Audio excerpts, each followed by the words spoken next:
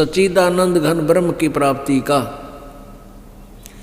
उस सतलोक को प्राप्त करने का गीता जी अध्याय नंबर 15 के श्लोक नंबर 4 में कहा कि तत्वदर्शी संत की प्राप्ति के उपरांत इस उलझी हुई गुत्थी को तत्व ज्ञान रूपी शस्त्र से काटकर उसके पश्चात परमेश्वर के उस परम पद की खोज करनी चाहिए, जहाँ जाने के बाद ये प्राणी फिर लौटकर संसार में कभी नहीं आता, अर्थात जन्म मृत्यु के इस दीर्घ रोग से सदा के लिए मुक्त हो जाता है।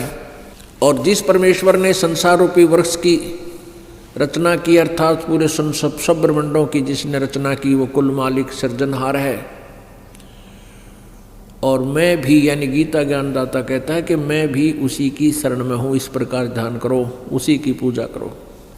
तो उसकी पाने के लिए, उस सतलोक में जाने के लिए, उस परम पद को प्राप्त करने के लिए कि जहाँ फिर जन्म मृत्यु कभी नहीं होती, उसके लिए यहाँ बताया है 17वें अध्याय के 23वें श्लोक में कि उस सच्चिदानंद घन ब्रह्म का, उसकी प्राप्ति का केवल ओम तत्सत, यह 3 मंत्र के जाप का और 3 विधि से जाप करने का निर्देश है। निर्देश माने फाइनल फैसला।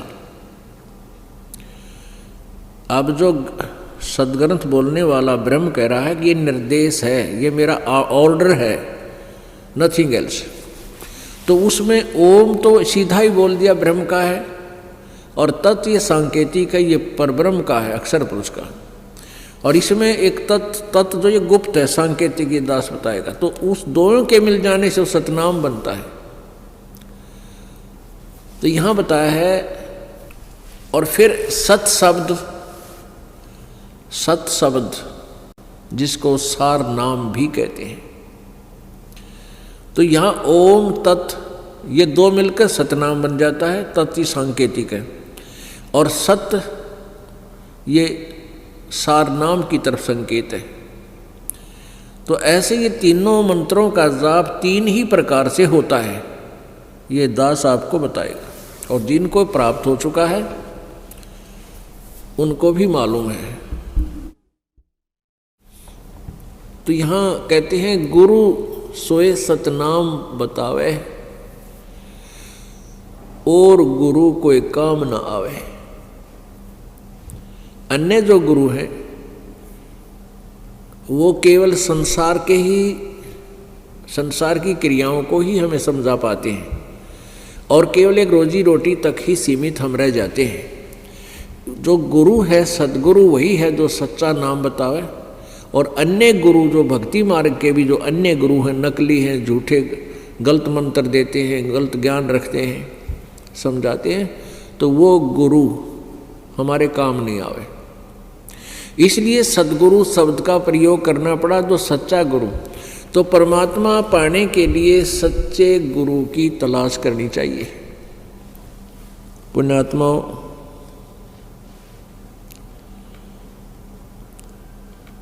परमात्मा पूर्ण ब्रह्म सर्वश्रेष्ठ रचनहार कबीर देव, कबीर साहब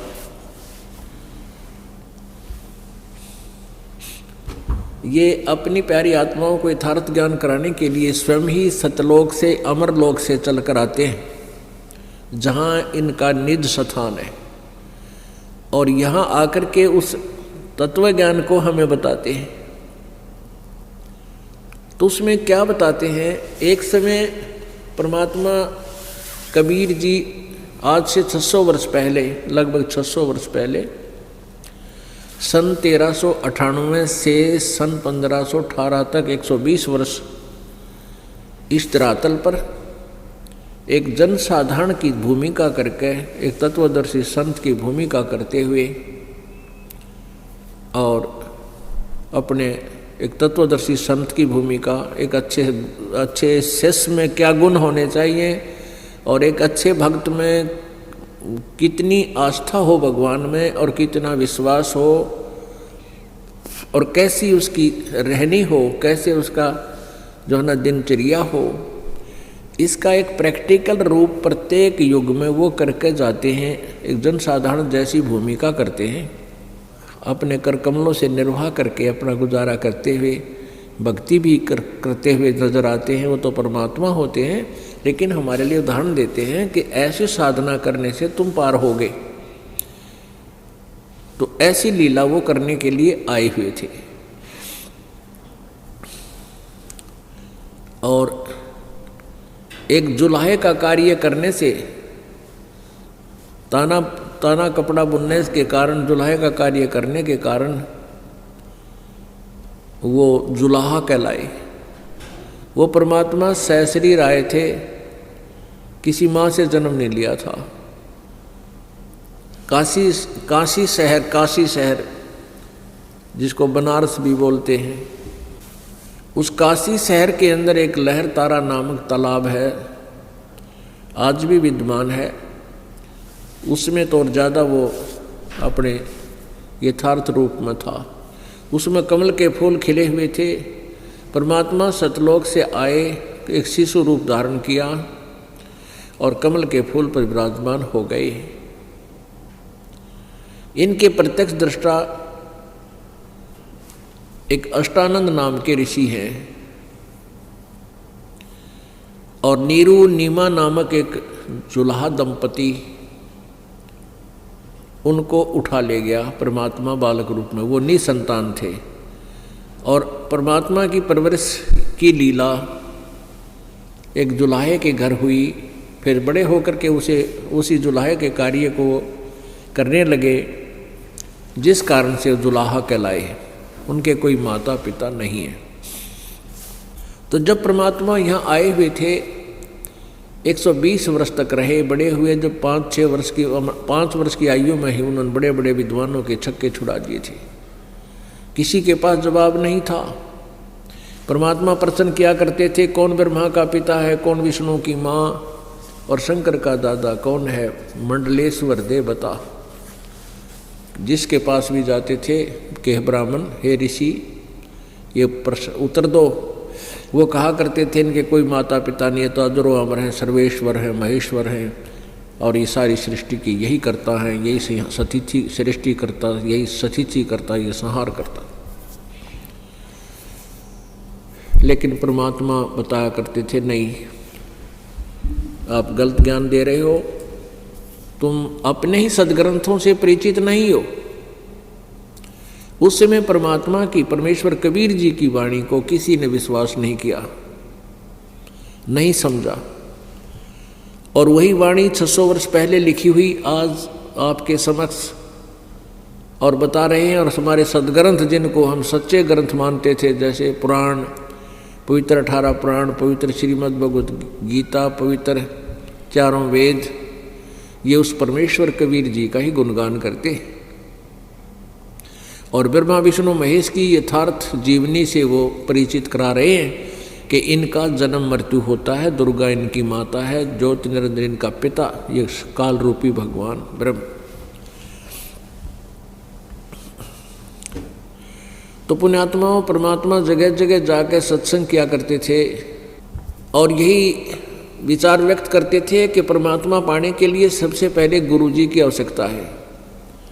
पहले तो ये डिफरेंस बताते थे कि तुम जिन भगवानों का जाप करते हो, भक्ति करते हो,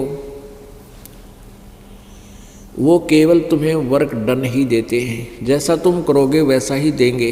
इसमें अगर आपके भाग्य में कोई दुख है, उसमें कोई परिवर्तन आपके ब्रह्मा विष्णु महेश नहीं कर सकते। अब कोई प्रश्न करता था कि आप कैसे कह रहे हो, कबीर जी को कहा करते थे परमेश्वर को कि तुम ये कैसे बात कह रहे हो कि ब्रह्मा विष्णु महेश कुछ नहीं कर सकते। राजा मोर ध्वज के पुत्र तामर ध्वज को आरे से चिरवा कर जीवित कर दिया था। परमात्मा कहा करते थे कि तामर ध्वज को तो जीवित कर दिया था, लेकिन अभिमन्यु को जीवित नहीं कर सके श्री कृष्ण जी। अभिमन्यु सुभद्रा का पुत्र था, सुभद्रा श्री कृष्ण जी की बहन थी, अभिमन्यु श्री कृष्ण जी का भांजा था। अपने भांजे को जीवित नहीं कर सका, जबकि पांडवों का कुल नाश हो रहा था। श्री कृष्ण रो रहा था, सारे पांडवों का परिवार रो रहा था, सुभद्रा भी टक्कर मार रही थी इकलौते पुत्र की मृत्यु के उपरांत। श्री कृष्ण जीवित नहीं कर सके। अब इसका कारण क्या है? परमात्मा ने बताया कि श्री कृष्ण जी उर्फ विष्णु, विष्णु जी, ब्रह्मा जी, शिव जी, ये केवल जैसा जिसका कर्म है उतना ही दे सकते हैं। हाँ, इतनी पावर इनमें है, जैसे किसी का शरीर काट दिया ये दोबारा जोड़ सकते हैं। जैसे ताम्रध्वज को आरे से चिरवा कर 2 फाड़ करवा दिया था, मृत्यु को प्राप्त हो गया था, उस शरीर को भगवान श्री कृष्ण जी ने पुनः जोड़ दिया, फिर जीवित कर दिया। क्योंकि ताम्रध्वज के श्वास शेष थे, उसकी जीवन शेष था, वो भी उसकी आयु बची हुई थी, इसलिए श्री कृष्ण जी ने उसको जीवित कर दिया।